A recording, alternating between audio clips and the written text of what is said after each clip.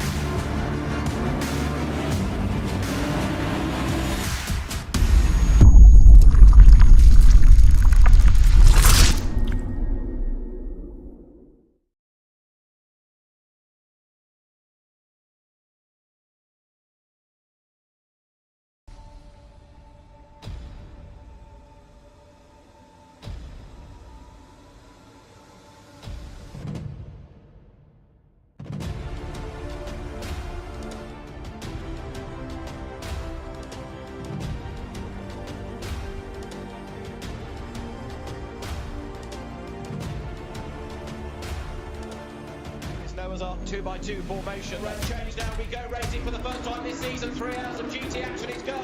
This is very tight as they come down.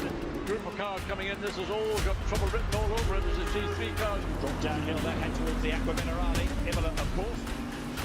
There's another one off through the gravel. As wide as possible as they drop downhill, putting that truck inside line. Yes, oh, he did. Through he goes.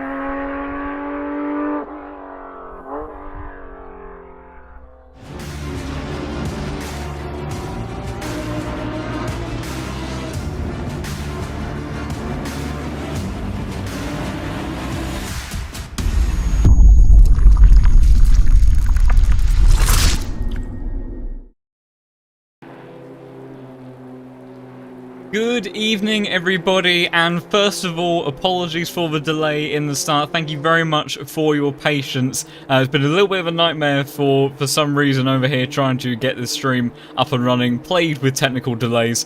So apologies for that, but thank you for sticking with me.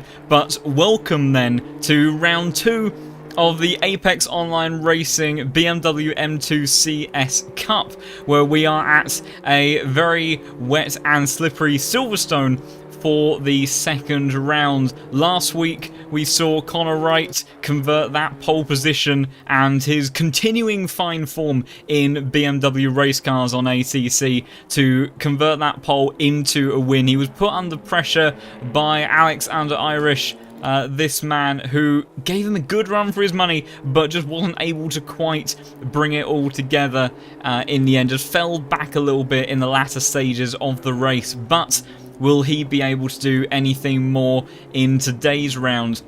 Well, we have a very different track and challenge for these guys to face, because not only, first of all, is this potentially one of their first experiences in the wet weather with these cars, and these cars don't have quite as much advanced electronics and suspension and the tyres and all those sorts of things. They're more raw, they're more basic, which is what gives us such fantastic racing, and no sort of aero package really to make use of around this fast flowing circuit of Silverstone. So you're putting a lot of faith into the mechanical grip of these tyres in these tricky conditions, and we're pretty much guaranteed a wet race today. We do have the chance for minor fluctuations. So looking at the weather at the moment, it's actually going to dry out a bit towards the end of qualifying, so these times should be getting increasingly fast every time they go across the line. But for the race, we may have some minor fluctuations, but predominantly we're going to be expecting it to be a wet one. So it'll be interesting to see how these guys deal with maybe that varying change in the amount of surface water on the track. How do they manage their tyres, the temperatures? All of those aspects are very much going to play into effect during today's race. Alton Park was a whole different challenge in itself. The undulation, how tight it is, how twisty that circuit could be, and it's incredibly unforgiving. Silverstone a lot more open and flowing, and I think that should also give us some great opportunity for some racing between these guys, some close, hard racing, because we've got a wide track, we've got these longer straights where these guys can get in the toe, really kind of get some extra momentum going. And at Alton Park, there wasn't ever really the opportunity for that, so it'd be interesting to see how these guys get on around here. Currently on provisional pole though, with 8.5 minutes left on the clock, we have Sebastian Fiedlak, who is driving very well so far today. It'll be interesting to see how that time stands up against some of the others from last week once we get some more drivers crossing the line. As I said, I think the track realistically is going to be at its best at the very last moment. So you want to be starting your final lap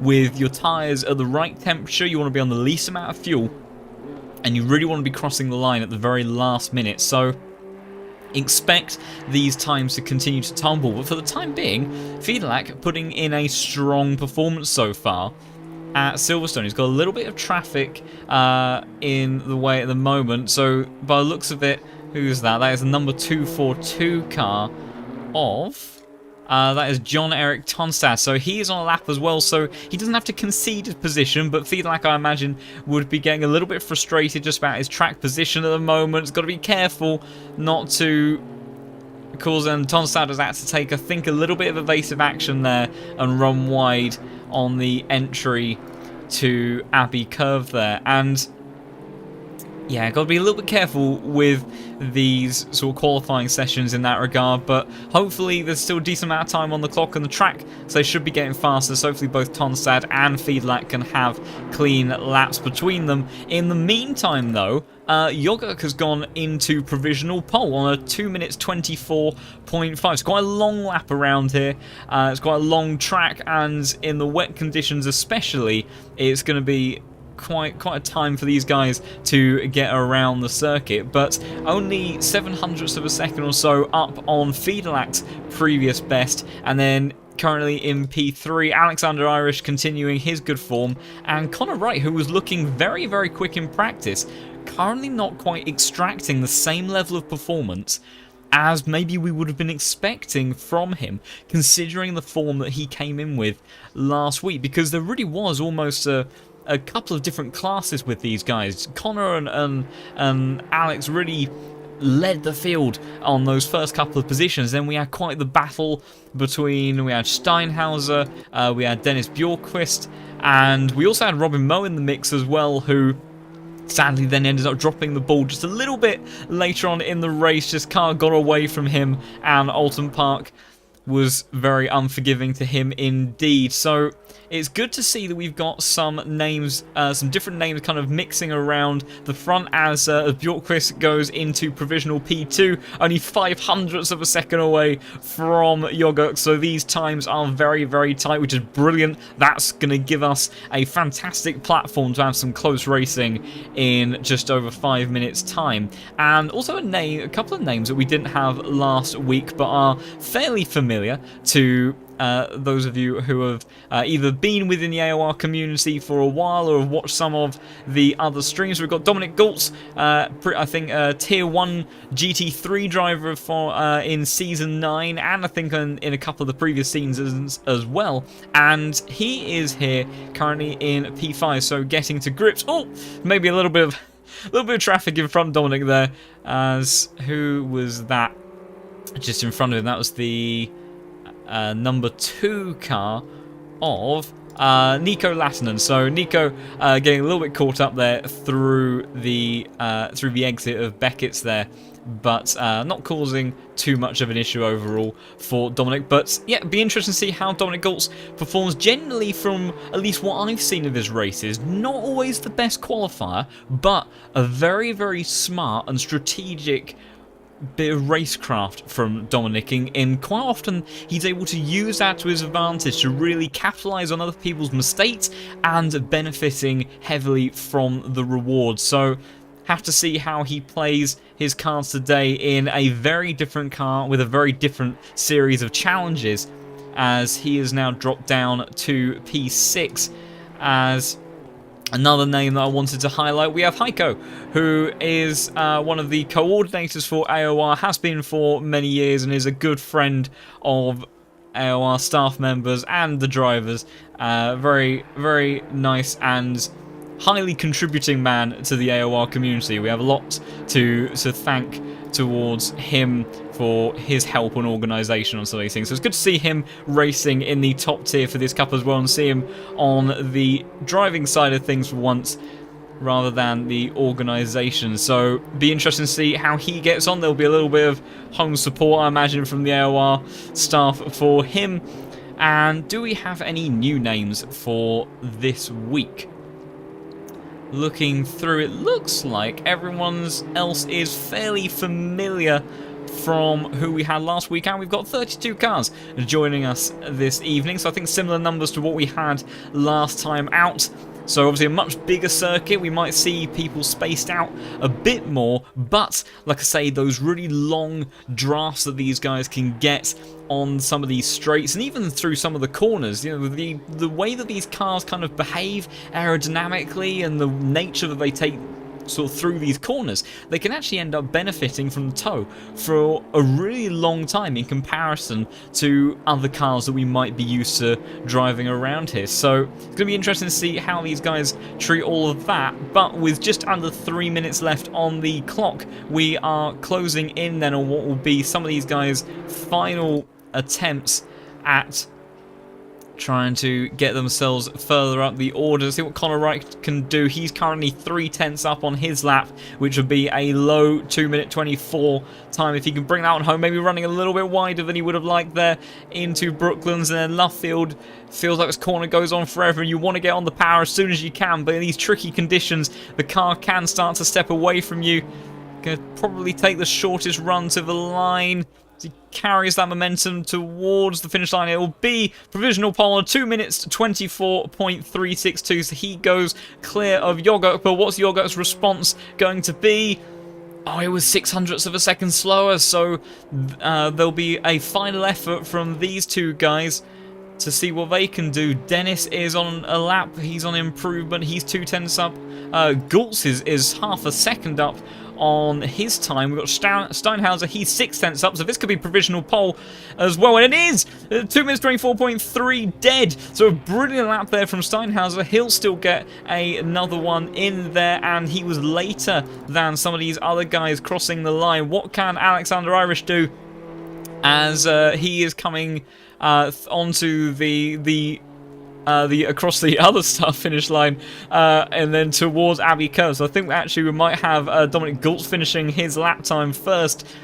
Slightly confusingly, in the GT calendar we use the convention, the previous start finish straight.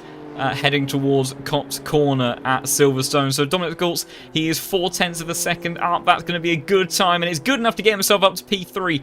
He'll be on one final effort as well. But Alexander Irish, he's almost 8/10 of a second up. This could be a phenomenal lap time from him if he can carry this speed to the line. Came so close at times to taking the win away last week. The margins to pole was so fine at Alton Park as well, and we're seeing very much the same sort of thing here. What can he do? We've got yellow flag just in front of him. That is the... who was that? I think it was the 185 car, I believe, if we have a 185. That was Battenberg that went off ahead of him. Oh, Irish really pushing the limits there. Got to be careful not to invalidate the lap.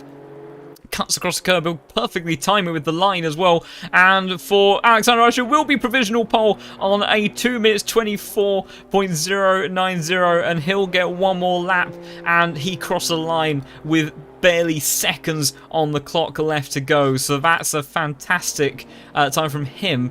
I think, well, Connor writes, it says he's on improvement, but I think he's invalidated lap, and that'll be his last attempt, so it won't be back-to-back poles for him. Where is our next sort of runner? We've got Gultz and Fiedelack that are further round on the circuit. Fernandez 3/10 up at the moment. He'll be looking to finish his lap very, very shortly, as he's actually found a huge amount of time there through Brooklands, and if he can carry this all the way to the line, this could see him climb very much towards the top 5. So Anthony Fernandez, what can he do? Takes a short run to the line, and it will be a 2 minutes 24.3 for him, so just a couple of hundredths away from Steinhauser. Brilliant effort from him. Gultz has lost a little bit of time. He's only 2/10 up, but Fiedelack might be the man to watch. He put himself on provisional pole earlier in the session, and he is 7/10 of a second up, and that white BMW in the background. We're looking at Dominic Gultz now. That could be the car that takes pole position. Second up on his time, so this could be fantastic. Gultz has only going to improve a small amount, I think. He's got a couple of tenths he's going to have, but I think Fiedelack might be the one to do something special here, potentially. What's it going to be from Gultz as he crosses the line? It's going to be good enough for P2, but Fiedelack, as he runs towards the line, it will be P1, the only man to get into the 2 minutes 23s on the 2 minutes 23.8. A fantastic effort there from him. Who else do we have coming to the line? Is there anyone that is on improvement? We've got Clement Gogaud as he comes towards the line. It will be a 10th up for him, but isn't able to improve. Maudsley, I think he is out on track, but I think he's already done his last time, and that will be it then. So a fantastic effort there from Sebastian Fiedelack to take his first pole position of the season with a brilliant lap time. Over a quarter of a second clear of Alexander Irish, so that is certainly a way to make a statement, and the combination of the wet British weather and Silverstone circuit is working phenomenally for that man. So brilliant stuff there from him, as Alexander Irish gets himself in a good position, but concerningly and rather surprisingly, Connor Wright down in P6. We know he's got more pace in that car, but it's just a little bit strange to see him so far down relative to the performance we saw him have last week. To answer the question in the chat, I would love to enable timing, however I am afraid that I do all of this stream on a single monitor, and it makes things very tricky to deal with sometimes, and I've had enough technical issues so far with getting the stream set up, so I will try to keep you as best up to date with the gaps and times as I can, but I don't want to break anything further, so I do apologise for that.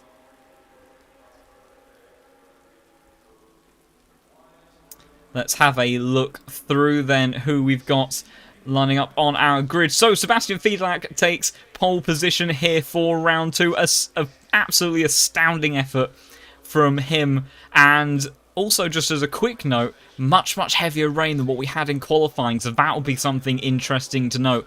Can Sebastian still carry that performance and speed in the wet weather from qualifying, where it was wet, but it was starting to dry up? So will he be able to carry across good pace into the race as well on the heavier fuel loads too? So it'd be interesting to see how he deals with that. But lining up on the front row for the second time, so second place for the second time in 2 rounds for Alexander Irish. So he'll be looking to see if he can go one better than what he did last time out at Alton Park, but good effort from him. Dominic Goltz, his first round of the season, and good to see him so far up the order and putting himself into P3 for the start of this one. Christian Steinhauser, a good solid effort from him as well to start in P4, with Anthony Fernandez starting in P5 just behind him. So good effort there from Fernandez. I think he was on the out, sort of kind of towards the latter end of the top 10 this time, but firmly puts himself into the upper half of that. So brilliant stuff there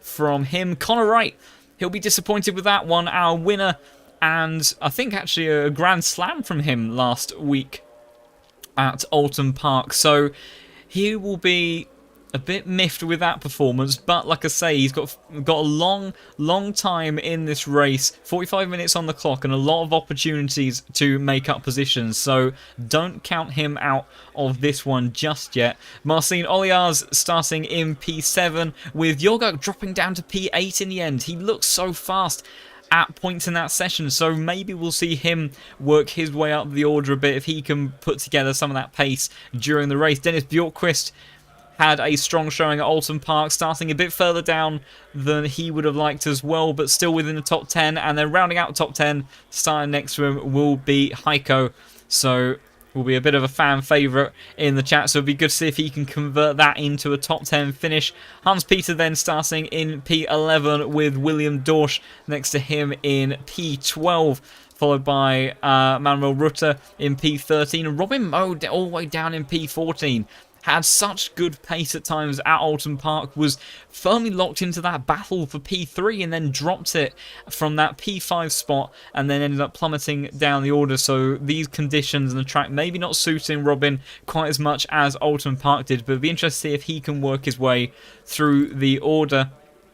Yannick Lautenschlager starting in P15, followed by Trafka in P16, and then Clement Gogaud in P17, and then John Eric Tonstad, in P18, with Nathaniel Shirley and Rafael Alves starting just behind him. And a good effort there from Alves. I think he had quite a rough time at Alton Park and wasn't particularly on the pace with some of those around him. I think he was the driver that rather courageously carried on 5 laps down on everyone else, but did get to the checkered flag. So it's good to see him getting his car up into the top 20. He'll be pleased with that.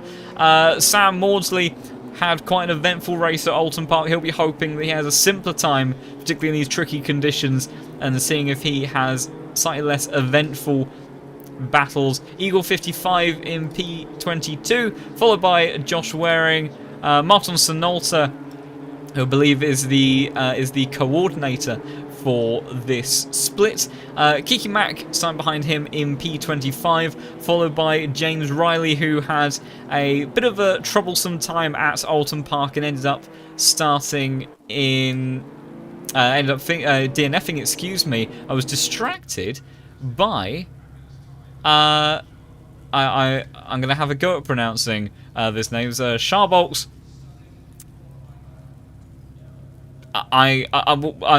I'm not entirely sure on the surname, but unfortunately, it seems that maybe he didn't click on drive in time. So that's quite a big error from him. So he'll certainly be starting in clean air if he is indeed here. So hopefully he still will be participating in the race, but a rather devastating error to make. We see he's not the first and he certainly won't be the last, but a very unfortunate thing for him. So he won't be starting in 27th. That will go to Christian Romano, followed by Nico Latinen, Krzysztof Witkowski in that most wanted livery BMW, who's taking a bit of Need for Speed inspiration there in the driving style as well. Also a bit of Fernando Alonso inspiration on the warm-up lap.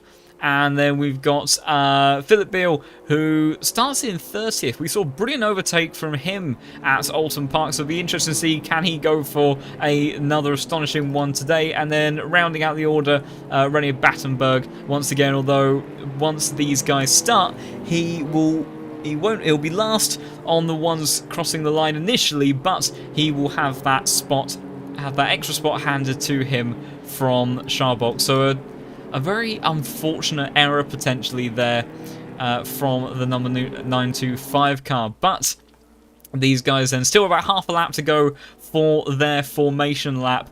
And it looks like this rain is certainly going to be maintaining this level for the vast majority of this race. 30 minutes on the forecast, and we have the same level of heavy rain unchanging. So it does certainly look like for the vast majority of time, we'll have to keep an eye on it as we make our way about 15 minutes in. That'll give us an indication of what is going to be looking like for the rest of the race. But certainly for the time being, it does look like these guys are going to be dealing with some pretty heavy rain for the entire duration of this race. And Sebastian Fiedlak was an absolutely brilliant time from him to get that pole position, but points are not won in the qualifying, and will he be able to carry that across into the race? Will he be able to convert pole position much like Conor Wright did last time out at Alton Park? We will have to wait and see. I'm going to go to Helicam for this one because it's rainy conditions. We've got 32 cars on the grid, and we may have a little bit of chaos, so we're trying to keep an eye on this one and see if we can keep track of all of these battles. But these guys then getting into formation now, as Fiedlak and Irish will be the ones to lead the way as they close in on the line, and they eagerly await for the green flag. When are the lights going to go out?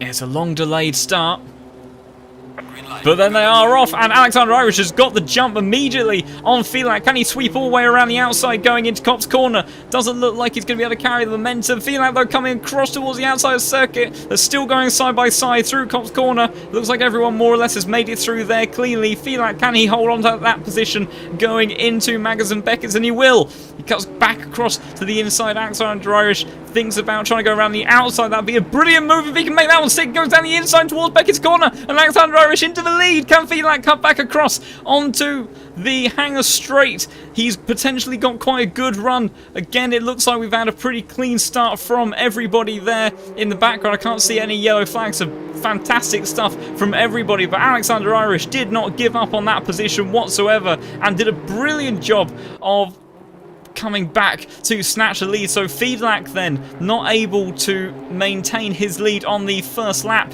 as we've got a bit of chaos going on in the background. We've got Fernandez and Jogurk, and we've also got, I think that's Oliars potentially going side by side in towards the Chapel corner. Fernandez getting caught up on the inside, and that is Bjorkquist going all the way around the outside of him. So not a good start then for Fernandez, not able to carry on. That's good. Oh, we've got contact there between Peter and William Dorsch, as there's a lot of evasive action. A huge crash there. Huge crash on the exit. Hopefully no more cars involved in that one. Absolutely unfortunate there. Just Hans-Peter, he did what any driver should do. He held the brakes, but very unfortunate series of events there. We'll jump back towards the front and keep an eye on how the battle between these guys is going. Alexander Irish has been able to hold onto that lead. Looks like things have settled down amongst these guys in the top 10. What else have we got? I think that's the timing board sorting itself out for Hans Peter, so very unfortunate for him. We've got Maudsley, and I think it might be Romano and Vysotsky all going side by side together. We've got several battles all going on. I have to pick one. These guys going almost three ways. Car off, almost off the circuit entirely on the entry towards Brooklands Corner. Who's going to have the advantage going into here? As Vysotsky does look like he's held on to that. Who is that we've also got amongst that battle? That is Romano that has dropped behind there. We've got another yellow flag for the 177 car. That is Kiki Mack, and he is off. I'm going to jump back towards some of these guys, though, because we've got action playing all the way throughout the field. We've got Alves trying to go down the inside of Nathaniel Shirley towards Copse Corner. That'd be a very brave move, and he's done that one beautifully. As Tom Sando makes contact through Copse Corner, as Shirley has managed to just about keep that one, I think, out of the wall. As we've also got Sonalta and I think that is Lautenschlager going side by side on the entry towards Maggers and Beckett's. They'll get through there cleanly, but very unfortunate contact there between Tonstad and Shirley. Shirley, I think to be fair, Tonstad just ran a little bit deeper through Copse Corner than ideally he should have done. Shirley, I think, was just sort of taking that outside line, and then the gap closed, and contact then ended up fortunately being an inevitability at that late stage. As we've got a battle going on further up. We've got Fernandez defending from Bjorkquist. We've also got Mo having to try to hold on to that top 10 position spot. It's been a good start from Mo, and well, as we've got this very, very close train of cars, though, as we've got Riley trying to get it stopped on the entry to Club Chicane. I think we've got Sam Maudsley who might try to get some sort of cutback here, as Maudsley is under pressure, though, actually, from Vysotsky behind him, and just about manages to keep his car in front. We saw it all end up in disaster on the last lap at that exact same corner, but managing to get through there cleanly as Battenberg has a bit of a moment in the background, but he keeps that one in a straight line. Vysotsky has a little bit of a wild moment through the entry there. Riley under pressure now from Sam Maudsley, and Vysotsky is under pressure from Romano as everyone's trying to get to the inside line. Don't think we're going to be able to see an overtake for those positions just yet, but everyone giving it a fine go.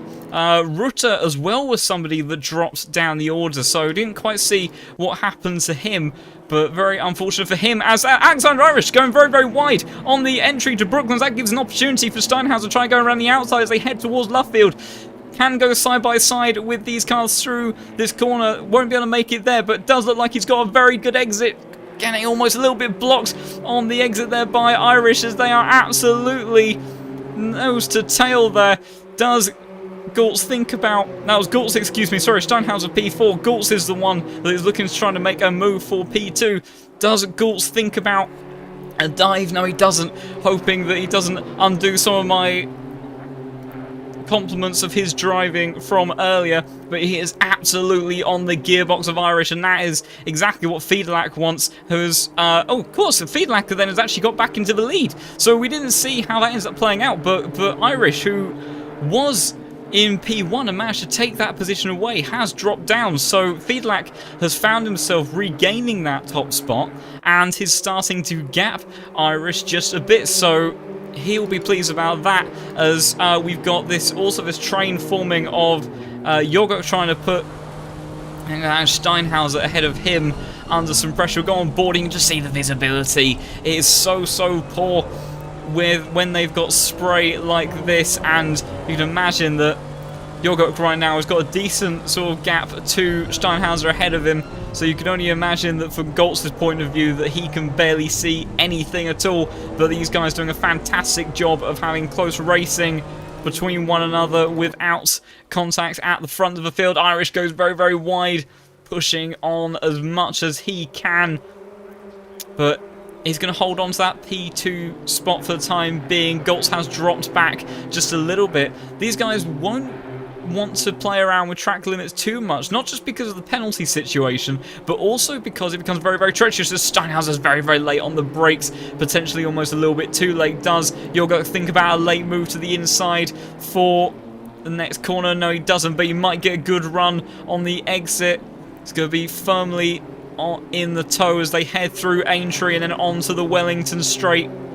Is there anything that Yogurt can do as they head down towards Brooklands Curve once again? He's looking towards the inside, but I think that's just to show his nose and get some visibility. Dennis Bjorkquist has currently the fastest lap of the race, so all of these guys on very, very similar pace. Steinhauser goes a little bit wide again. That's constantly bringing Yogurt into the mix. Gultz losing a bit of time as well, and once again it is all closing up amongst the top 5, but right now the closest he gets all sorts of over the curb on the exit of Luffield Corner and then through into Woodcut. The Yogurt is seemingly the one that's putting on the most pressure at the moment. Who was fastest last time around? It was Alexander Irish, so we might have a battle for the lead once more, as that is Oliars running a little bit wide. Gultz, though, has got a good run onto Alexander Irish, so he's not wanting to let go of that P2 opportunity either. Can he do anything into Beckett's corner? As we've got yellow flag for the number 92 car. Who is that? That is Eagle 55, who has gone off at Copse Corner, so not sure what happened to him, but we'll have a look again towards the front. This train of cars all the way from P2 down to about P7 at the moment, and we have so much close racing between these guys. Dominic Gultz again trying to put pressure onto Irish.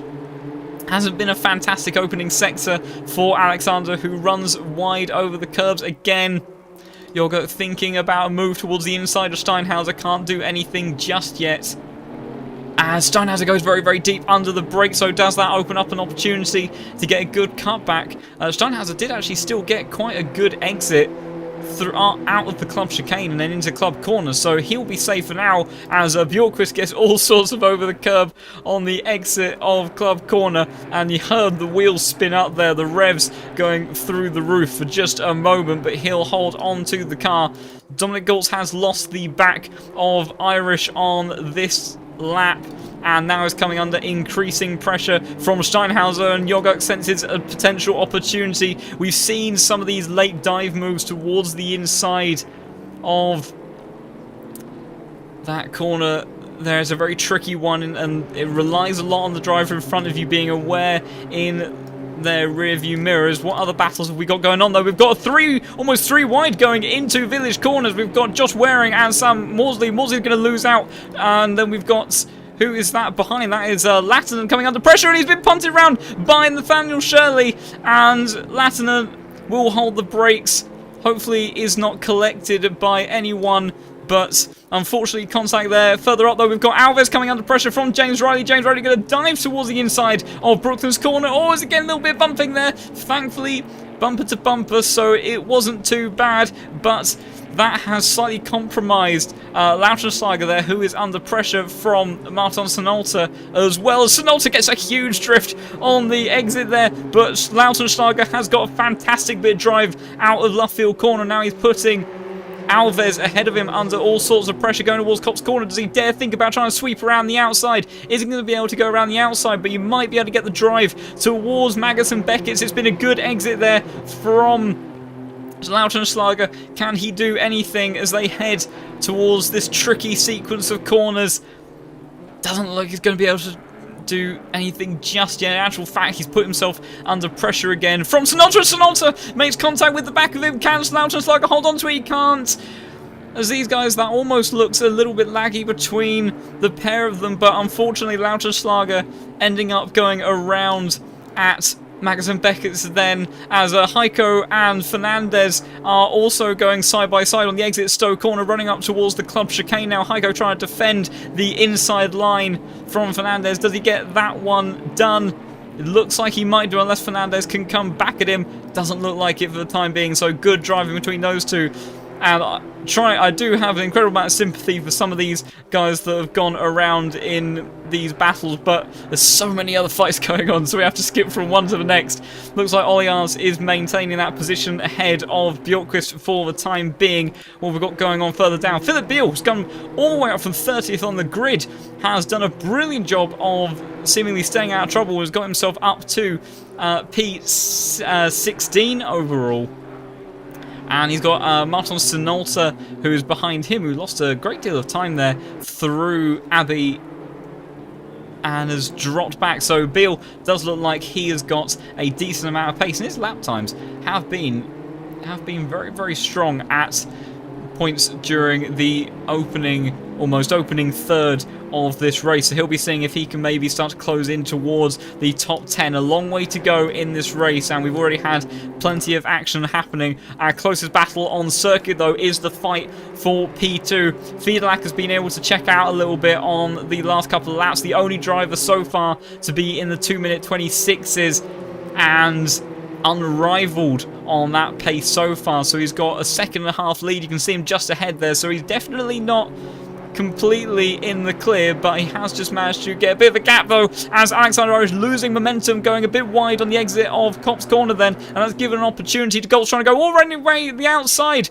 of Magus, and that cuts across, going side by side in towards Beckett's, and that's a brilliant comeback there from Irish. Fantastic racecraft from him to reclaim that position. He seems to love going side by side through this opening series of corners, just plays it brilliantly, and will hold on to the position for the time being, as there's that train of 4 cars. Jogurk, oh, we've got a little bit of lag going on. Hopefully that's not going to be too detrimental.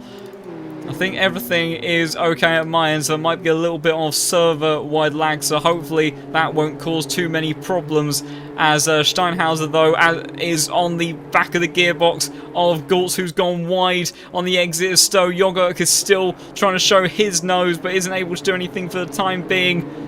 But what a fantastic bit of side-by-side action there through Magus and Beckett's. It's so tricky to go through that complex side-by-side, and we saw them switch positions twice in just such a short space of time, and brilliant racecraft there from the pair of them to not make contact and to keep that action going on. Further down, though, we've got Sam Morsley and the recovering Eagle 55 going side by side towards Chapel Curve. Does Morsley get it stopped on the inside? He does, but is still under a bit of pressure from Eagle. We've also got Hans Peter, who is recovering after that spin through this corner here. Actually, it was through Club where he ended up being collected, so I imagine quite a bit of damage on that car. And he has, who's that in between them? We've got Lautenschlager, who's a bit further back, and he's obviously had a moment.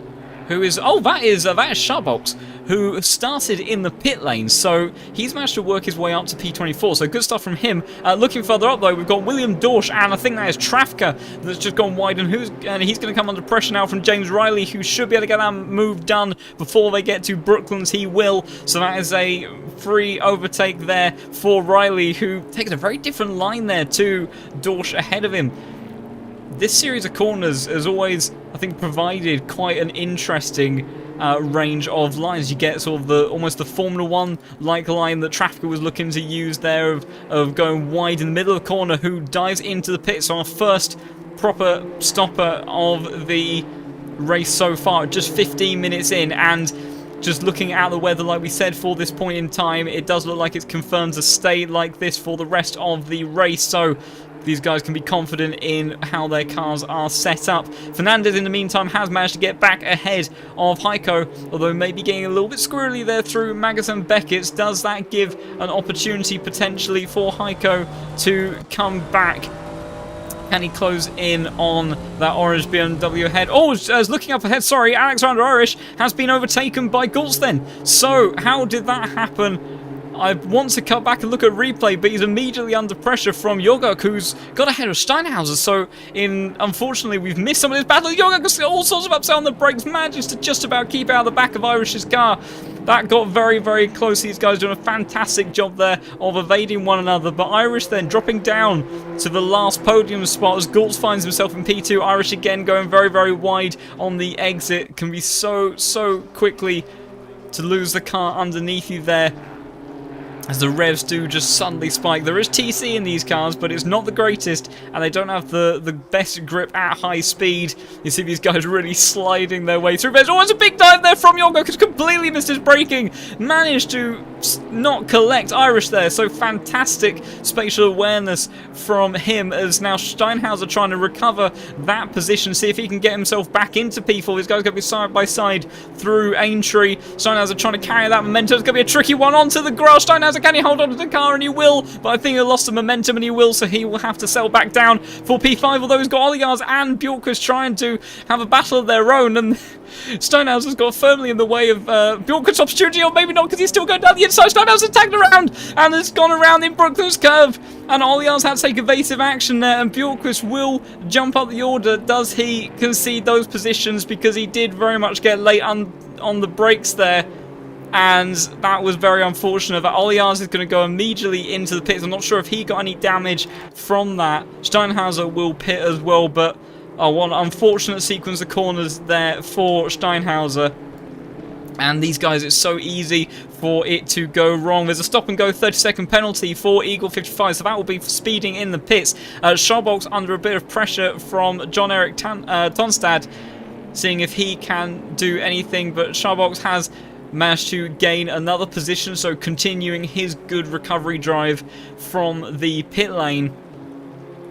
Tonstad putting him under pressure, but Scharbox will come into the pits though, this time for a more reasonable cause. He's actually intended to come into the pits this time around, but all kicking off then up and down the grid. Closest battle we've now got on the circuit is between Alves and Philip Beal, so some of these guys have gained a few positions to be up to where they are at the moment from some of the guys that are pitting, but Philip Beal has been on an absolute charge. He started 30th on the grid, and with everything how it's played out at the moment, I think he's around effective P15, and he's looking to put pressure onto Alves ahead of him, who is having a brilliant race of his own. Philip Beal tries to go around the outside towards Stowe Corner. He almost loses it on the entry, but can he carry good momentum down towards the club chicane? That looks like he's got good drive out there. Does Alves think about having to pit? Oh, and in the meantime, Alexander Irish has got a drive-through penalty. So I wondered if those track extensions would come back to bite him, and they have done so dearly. So the man in P3, P2 finisher, he's got drive-through, and who has got a yellow flag? That was the 114 car, and that is Irish serving his pit stop. So that was a rather odd yellow flag for him, maybe a glitch on the game front, but Alves then trying to hold back Philip Beal, who was absolutely hounding him and trying to once again go around the outside. We saw him perform a brilliant move around the outside at Alton Park. Can he do it once more? Instead of making a move down the inside towards this next corner, he's firmly down the inside there. Is there anything that Alves can do to cut back? He should get a better exit if he's timed it right. There might be side-by-side going through Aintree, but I don't think Alves is going to be able to do it. And a brilliant overtake once more from Philip Beal. Maybe not the strongest in qualifying pace, but racecraft is absolutely on point. So a fantastically sized up move there from him to see him climb up into provisional P10. Obviously that is with a lot of these guys having pitted, but looking back towards kind of our front order, absolute disaster for Alexander Irish, who I'm trying to click on his name. I think Irish has left the session. I cannot. So I think actually the reason for the yellow flag, that was Irish, but I think what he did, he didn't serve his pit stop, he retired to the pits and has left the session. So the man that took P2 last week at Alton Park will be a DNF for him at Silverstone. So disaster for him.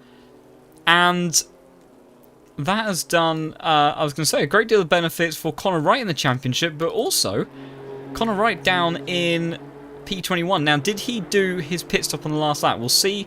Looking at this last time, not quite. So maybe he served his stop quite a bit earlier. If he did, it'll be interesting to see how he's been getting on once some of these other guys look to pit. We've also got Robin Moe that's come into his pit stop. That's Clement just behind him. So where will these guys look to emerge? I think that's Steinhauser just coming through in the background. Will Steinhauser gets the better run towards Maggots? He's got so much more speed, but it's got not going to be enough to get the position, so he will have to settle for being behind the pink BMW then of Robin Moe for the time being. We've also got Romano and Battenberg going side by side on the entry towards the club chicane.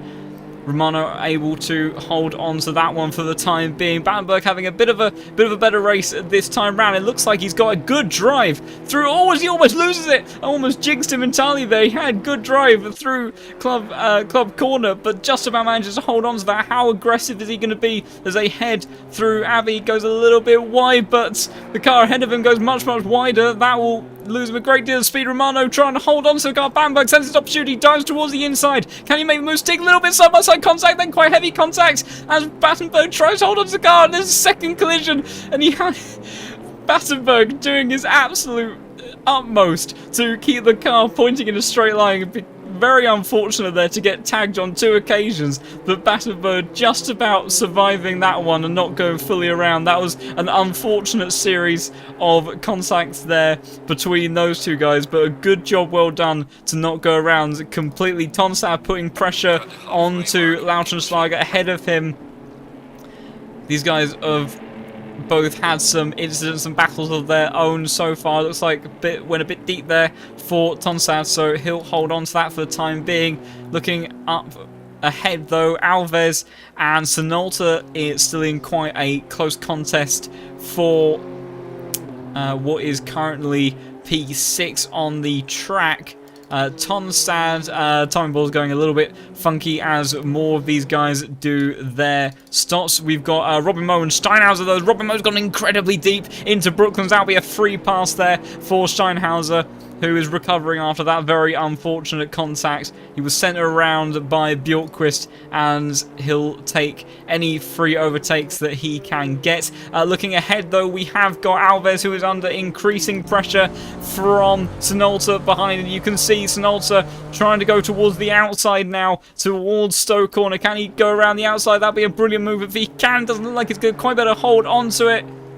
Alves squeezing towards the outside of the corner. Does he go defensive towards the club chicane?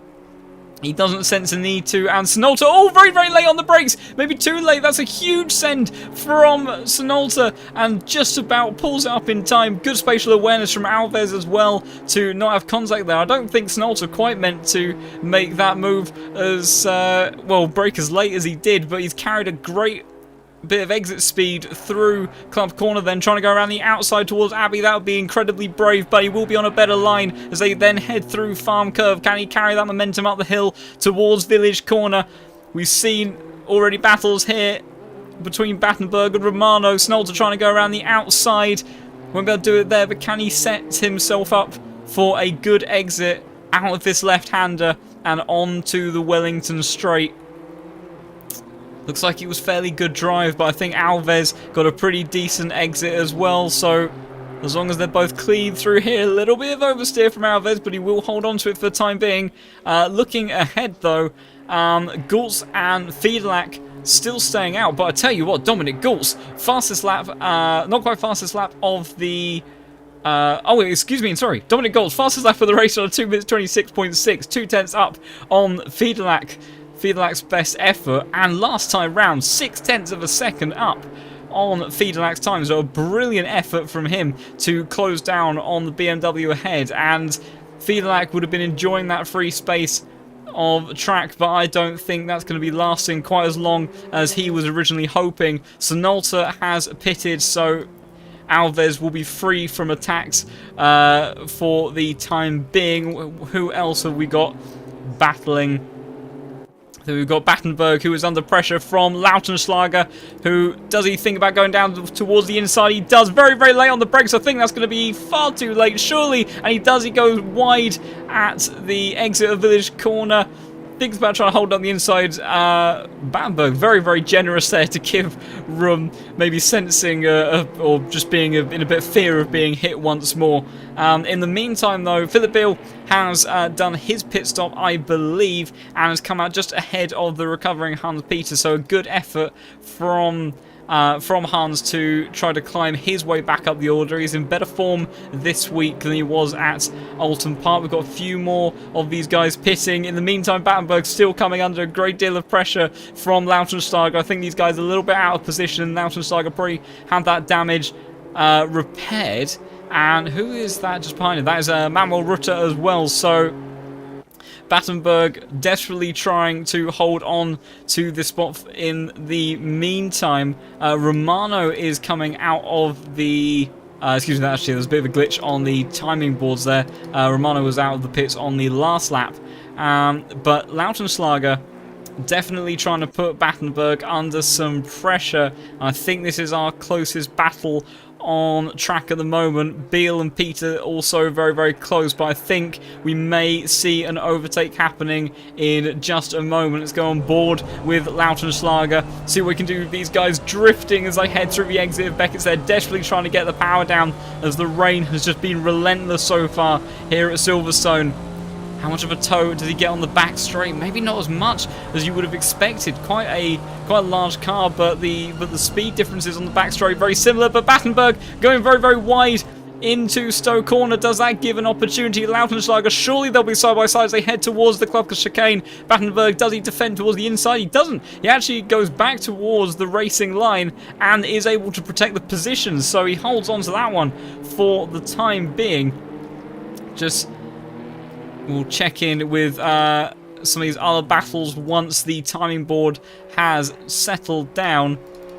In the meantime, does look like Gultz is still...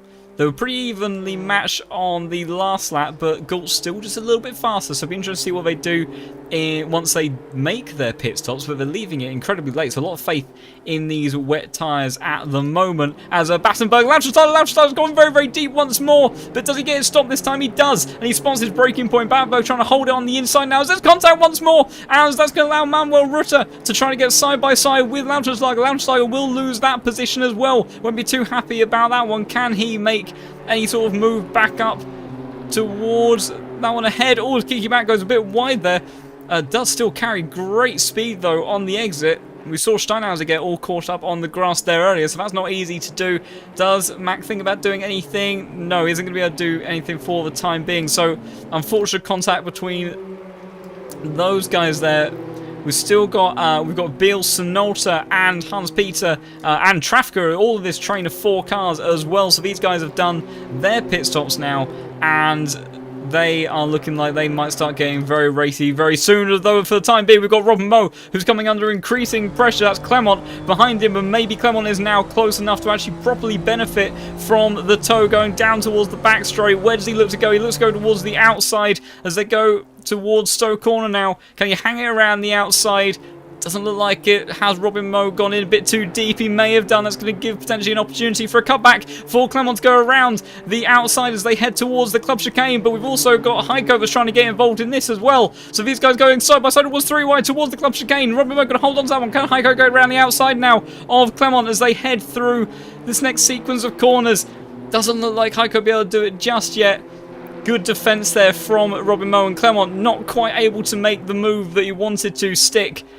But these guys... oh, as then Clement gets a drive-through, so another victim of the track limits around here. It's so easily done in these wet conditions to run a bit wide, and you keep your foot in it, but the game can be incredibly punishing. So Heiko will know this is no longer a battle really for position, more for pride if anything. Who's that ahead? That is Lattinen, who I think hasn't done his pit stop just yet. That's a very battered and bruised BMW there, so he might get out the way of these guys. Robin Moe, though, as yet Lattinen does pull to the side. He knows that this isn't his race. Clement, though, still trying to completely battle with Robin Moe, so a valiant effort from him. It won't really be too much of a race for position in the end, but Robin Moe able to hold on to that one for the time being. Let's see how our timing board is looking. We've got Bjorkqvist, who has just done his pit stop, so we'll see whereabouts he emerges. We've also got Manuel Rutter and Lautenschlager that is still battling. Does look like Rutter, though, is going to be able to hold on to that position for the time being. Let's check back in with Bjorkqvist. Whereabouts is he going to emerge? That is... who is that that's just come out in front of him? I think that is... is that Olias? Is that Olias? I can't find... that is Olias. So Bjorkqvist then has come out behind the number 21 car, and Connor Wright then, who did a very, very early pit stop, has jumped all the way up to provisional P3 at the very least for the time being. So that undercut from Connor Wright has worked an absolute treat. He's kept himself out of trouble, and we've seen how far the leaders are taking these tyres, so you'd have to imagine that Connor Wright would be able to do the same on that alternative strategy. But Oliar's under pressure immediately from Bjorkquist, but I think we've got a closer battle potentially, do we, between Robin Moe and Heiko. So I think Clement has served. Oh my god, there's an incredible amount of cars battling for position there. Manuel Rutter has now got a drive-through penalty as well, but we've got James Riley leading the pack ahead of Trafka and Sonalta, all going side by side. The world's worst camera angle. I apologise for that one. See if we can get a better one. And these guys, four in a train going towards the club chicane. Who's going to try to make a move down towards here? Philip Beale senses an opportunity around Sonalta. Can he go around the outside once again? It's almost a trademark at this point. Be a brilliant move if he can set this one up. And going into club corner, Sonalta wide on the exit. Can he carry the momentum through into club? Not going to be able to quite do it just yet. Sonalta getting wide. That's going to allow Hans Peter to maybe get a run. Does he think about sending it 3 wide towards Abbey Curve? Surely not. Philip Beale, though, is going to be able to make that move stick. Can Hans Peter get through as well? Think he will. And eventually Sonalta will have to relinquish that one, as Josh Waring maybe thinks about a cutback towards, gets huge momentum. Does he think about going late on the brakes? Sonalta covers it off, and Waring won't be able to do anything about that one just yet, as I think that was Clement going quite deep on the brakes there. It's not over, though, between Beale and Hans Peter now. Hans, you'd have to suspect, would be the driver with the better pace, but he's going to hold on for the time being. In the meantime, though, Robin Moe and Heiko still having a very, very heavy duel between the pair of them, trying to see if they can take one of the... I'm not sure if they'll end up in effective P10 by the time these all play out, but Robin Moe's still holding on to that position for the time being. So Oliars has also managed to maintain that, as I've just commentated Kirsten Potential as he's run wide through Maggots. Does that give an opportunity to Bjorkquist?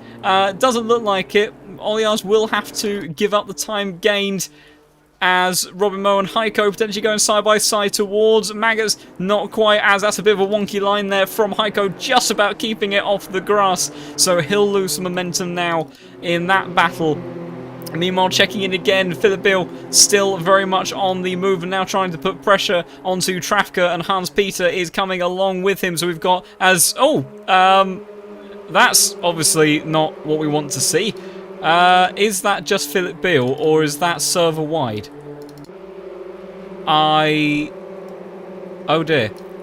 Has the server crashed entirely? That's clearly not looking very promising. Okay, so upon inspection, we've run into a small amount of technical difficulties. Apologies everyone in the chat. I will try to see if I can find out what's going on. So I shall transfer you to a static image for the time being. So just give me a moment.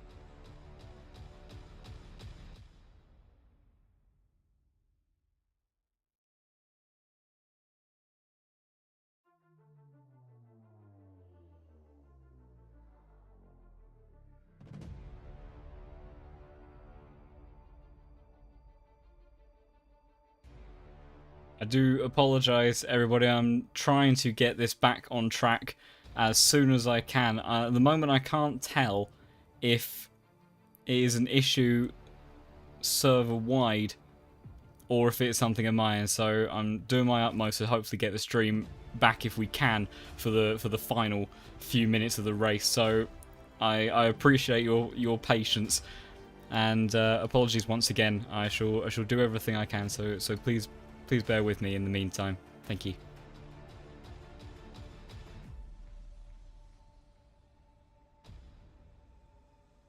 Okay, I've just had confirmation. It is it is at ACC's end, so all servers have gone down. So unfortunately, I'm not sure that there is a race to effectively conclude there. I'm just going to have a quick conversation with Heiko, like say, long-standing AOR member, very much unfortunately aware of how to deal with these issues, so I shall just confirm with him what the situation is, but it very much does seem to be that all servers on ACC have gone down, which I believe means that even if I was to rejoin the server, that effectively the race session has crashed at everybody's end. So I shall just continue having conversation with Heiko, and we'll try to relay whatever solid information I can pass on to you to at least give some sort of form of clarity with where things are. But one absolutely disastrous way for potentially the stream to end. I do apologise. It was plagued with issues at the beginning, and now something that no one was in control of seems to have occurred. So I will keep streaming for the time being, and will look to give you a more concrete answer in due course. So thank you for your patience again.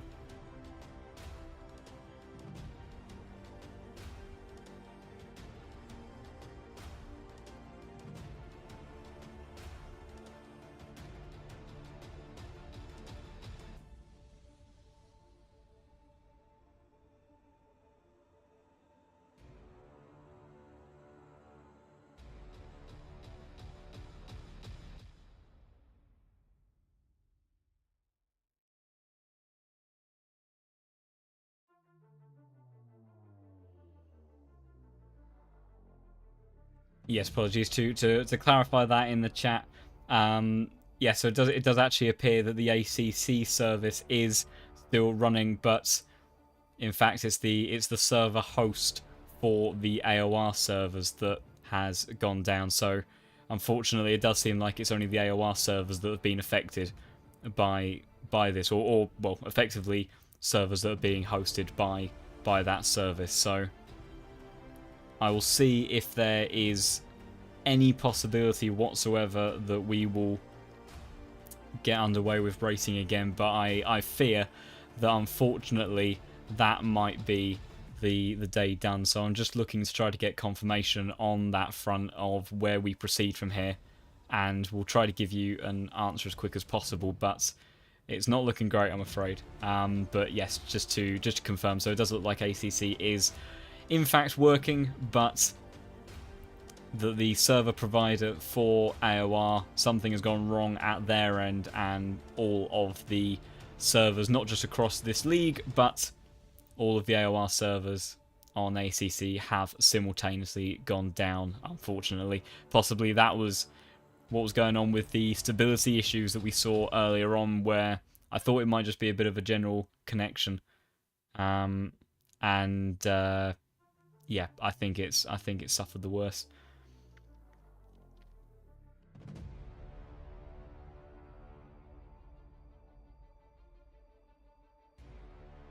That's a very kind offer, Mr. Git. In the chat, I can quickly run it by the coordinators and see if we can get anything up and running again. So I shall pass on that offer. That's a very, very kind offer from you, and appreciate it very much. I cannot guarantee if they'll end up following up on that. They may just declare it effectively a non-result for everybody, and maybe have another race on a different day. But I shall pass on that request and give some sort of confirmation on that in just a moment. And again, to everyone else, thank you for your patience. If you are still here in the stream, it's very much appreciated, and I do completely apologise for what has happened. That is very, very unfortunate. So I shall just run that by the mods and see what they have to say.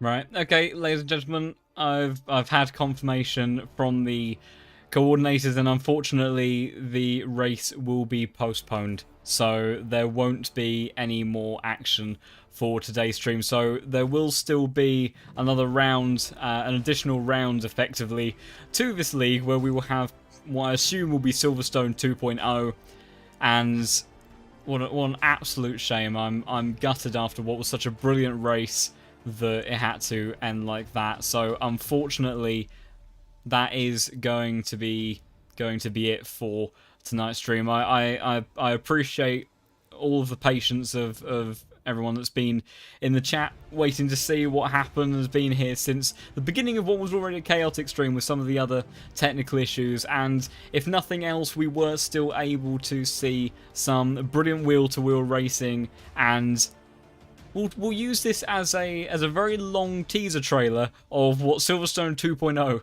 will look like in due course. So I'm not entirely sure when that race will be rescheduled for, but undoubtedly it will look to bring us, I imagine, some very, very good action like we had this evening. So again, apologies for how this stream has ended up playing out, and thank you everybody for joining this week. It seems like a very unfortunate time to say that if you do want to get involved in the league racing community, the Apex Online Racing is a fantastic place to join and get involved. So do head over to the apexonline.racing website if you're interested in joining this championship or other series across ACC and other games and platforms as well. If you wish to get involved, this issue is certainly a rarity and not something that is particularly common, so I can almost guarantee you that upon doing so that you won't be met with the same sort of experience. So do feel free to have a look at that. But unfortunately for tonight, that will be it. So thank you everybody so much for watching. But for now, it will be good night.